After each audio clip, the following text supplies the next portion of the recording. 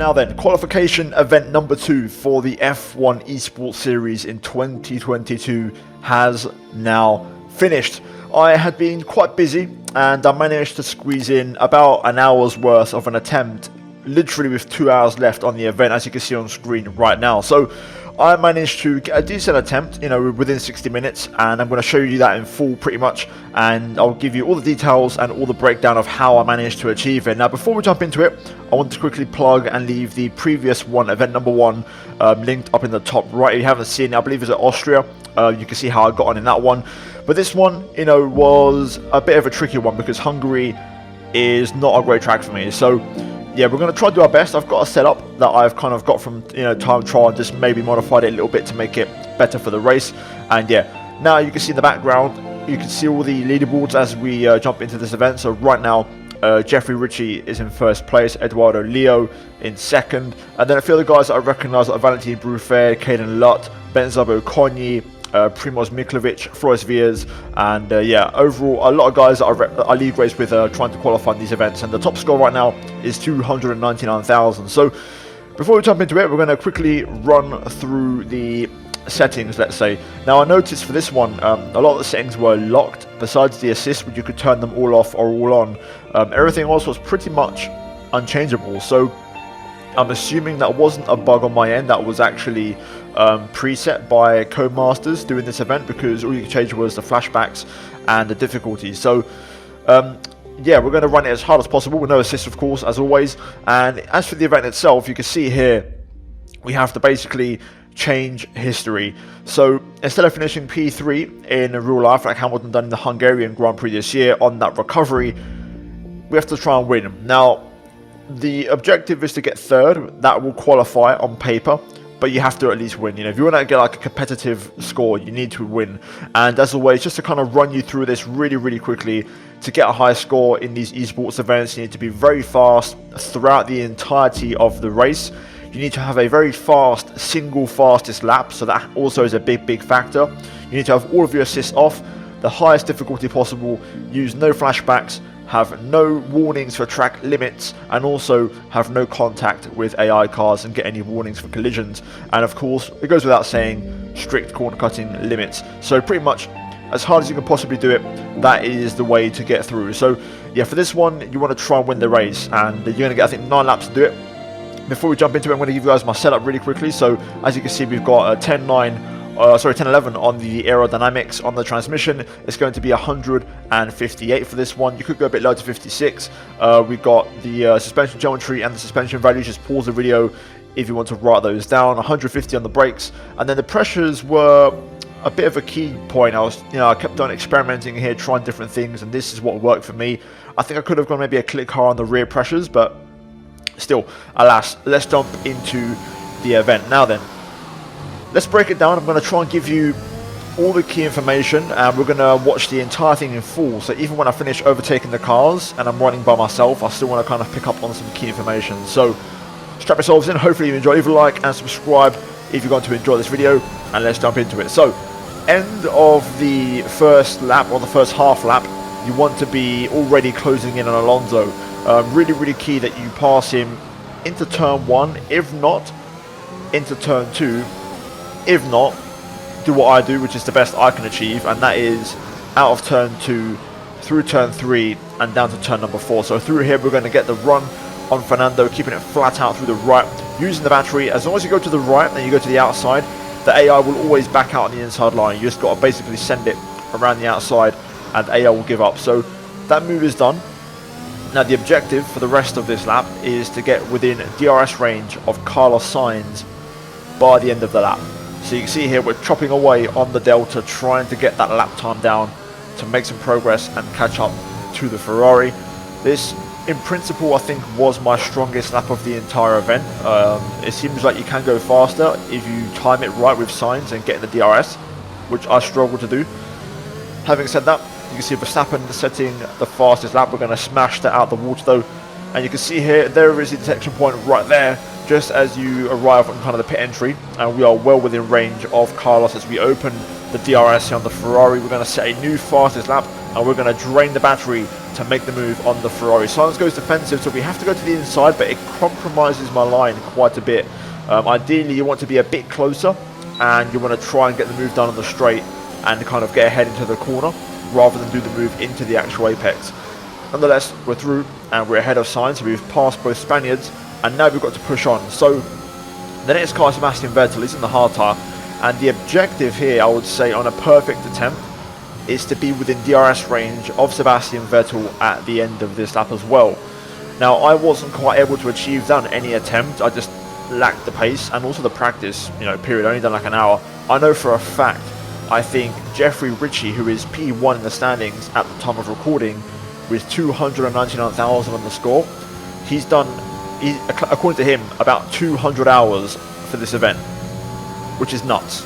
So, yeah, Jeffrey has put in a big shift to try and get into esports, and he's put in a lot of hours to try and get on this. So, yeah, fair play. It takes a lot of dedication, and I think you have to tip your cap. I think it's 200. It might be. I don't know. I've got the number 71 in my head, but bottom line, he's done a lot of laps and a lot of hours.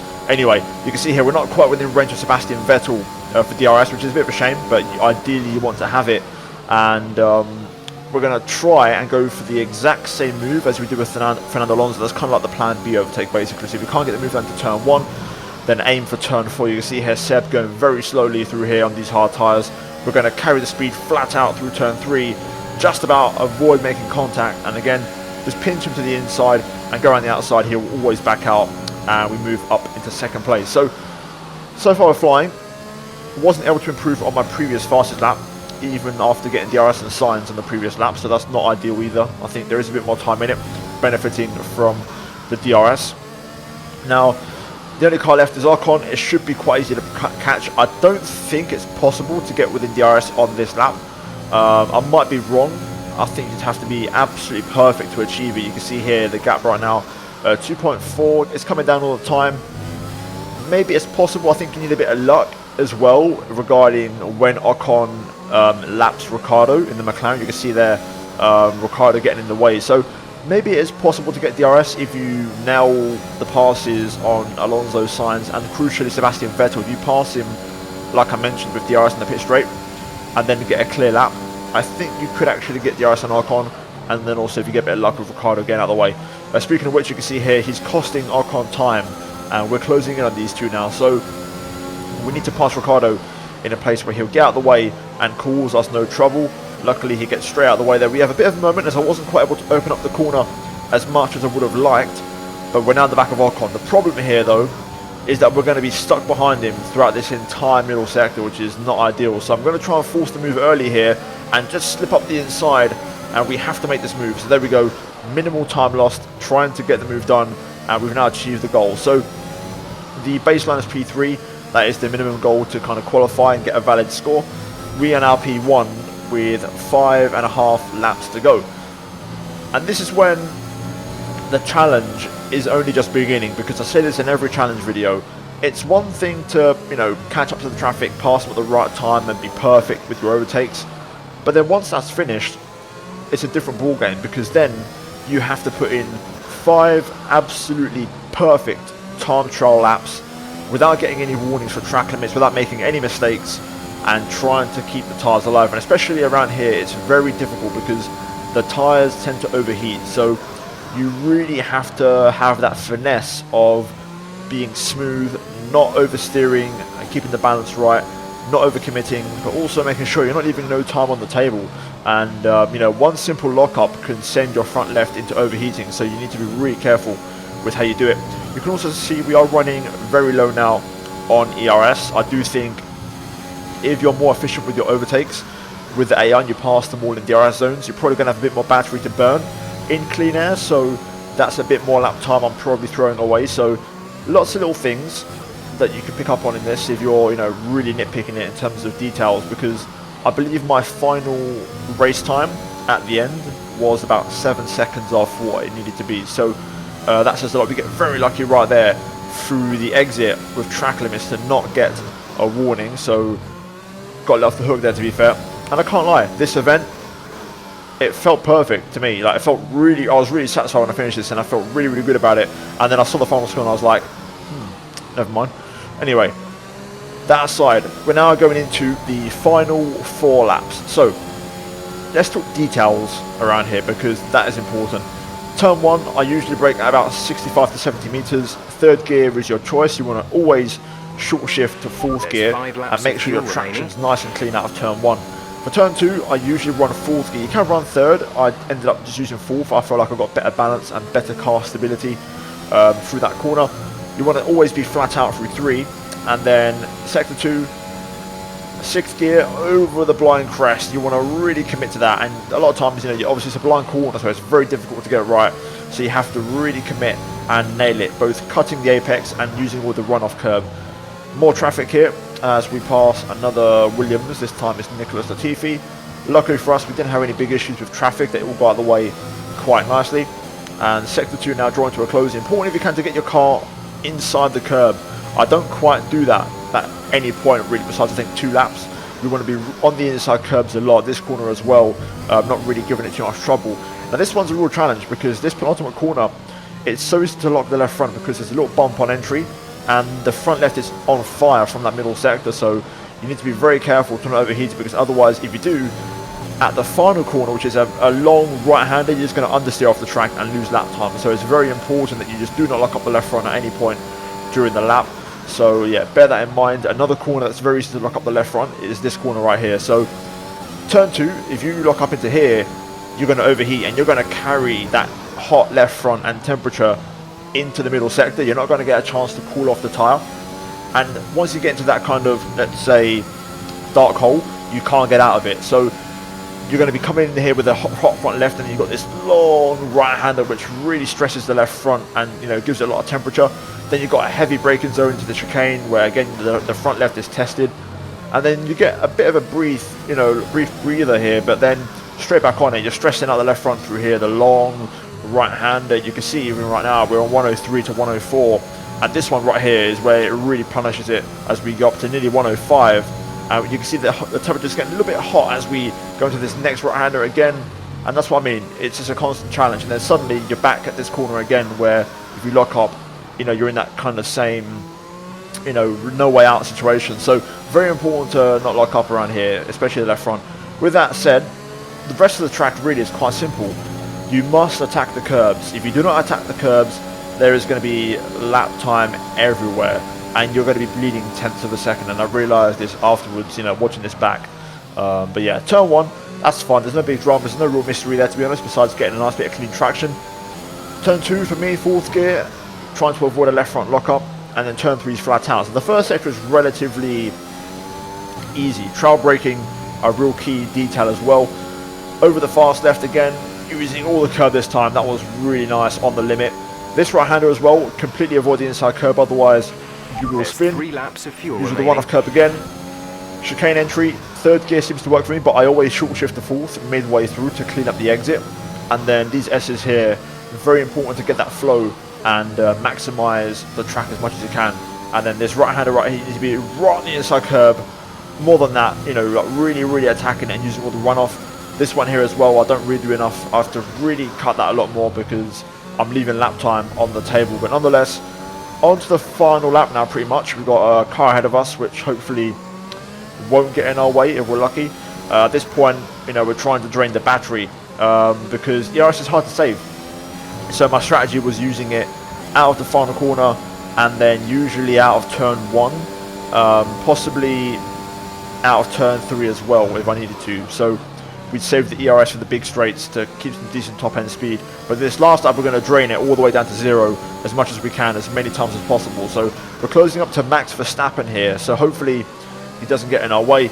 We're going to try and carry that speed as we end our final lap for the first sector for the final time, as we match our personal best first sector, carrying the speed. It could have carried a bit more, to be fair, through that left-hander, but at this stage it's a mental game, because when you're on a good attempt and you're feeling good about it and you know it's a good one, you actually start to drive slow because you're scared of making a mistake or getting a warning for track limits. And that's where this is so challenging as an event, and this is why esports period is really challenging. Verstappen doesn't quite get out of the way, so I get a bit of dirty air through here. I get some understeer, which is a bit of a shame. Having said that, less than 2/10 off our personal best as we're still pushing here on the last lap, trying to find all the lap time possible, making our way now through the final couple of corners. Don't throw it away at this point, keep it clean and don't overheat the tyres. Try to maximise every last bit. We do run a little bit wide here, but we get a great exit and then use the rest of the battery on the run to the line, and across the start finish we go, and event completed. Now, what did we do from that? What was our score? What was our pace? Let's have a little look and let's break it all down, because again, you'll see why I was so satisfied with this, even though it wasn't that fast. So, confirmation of the win and the fastest lap. We won by 21.8 seconds, so fairly comfortable event to be fair, in terms of hitting the goal, which was to finish P3. But now the key thing, this is my pace. You can see here, the first couple of laps, we had some traffic and we had to get through it. But from lap 66 onwards, so 66, 67, 68, 69 and 70, look at that pace and the consistency of the lap time. I was very, very smooth, keeping that pace very consistent. And on the last lap, we managed to find a bit of time to just kind of squeeze a bit more out of the car. So that's kind of what you want to be doing. I can tell you, the fastest guys were doing mid to high 16s every single lap. So I was about 3, 4, 5 tenths off the pace, and that just goes to show the level and the hours people are putting in to try and qualify for F1 Esports, which is ridiculous. So fair play to those that qualified. Elsewhere, here is our final score, 285,000. So we're about 15,000 points, or in this case 14,000 points off the best score. So yeah, nobody got 300,000 from what I know. It's only 299. So yeah, there is a kind of breakdown, and I think me analysing my own attempt back, I think I left a bit on the table with the total lap time. I think that comes as a consequence of not doing the overtakes correctly. I think I timed them wrong, therefore I used more ERS, and it didn't really work out that well. My best lap score, I think, is also my weakest point. I think my fastest lap wasn't that good. We needed to be at least in the 16s, and it wasn't really there. So I do think that was my Achilles heel and my key weakness. Besides that, the rest of it was fine, because the clean lap bonus, the flashback, the difficulty, and the assist is going to be the same for everybody. So you're making the difference in the total time and the best lap score. So here is how it looks in the final leaderboards. You can see here we're 84th in the world. I do think, looking at some of the times here, I usually league race with people like Luke Smith, who are in 78th, and he's 3 seconds ahead of us. So I do think I could have done that. I think 3 seconds could have easily been shaved off. I think, especially in that traffic, clearing that traffic, we could have definitely found 3 seconds. And also the setup wasn't ideal, but yeah, still as always, top 1%. That's kind of standard for me. I always make sure I'm in top 1%, and in this case, I think we were in that top 0.5%. So yeah, that is it for me here today, guys. Hopefully you enjoyed it. If you did, leave a like. Give me your attempts and final scores in the comments down below. Did you somehow get in? If you're on Xbox, PS4, or in this case PS5 or PC, let me know. If you do, fair play. And those of you that are watching that have got in, GG, well done, congratulations. It's not easy, so credit to all of you that have managed to achieve it. So yeah, I think I could have done better if I'd done more than an hour, but sometimes things just don't work out. So yeah, leave a like, subscribe for more. As always, a big shout out goes to the channel members for supporting the content. And finally, check out the 2 videos on screen if you haven't seen them. But that is it from me here today, and I'll see all of you in the next one.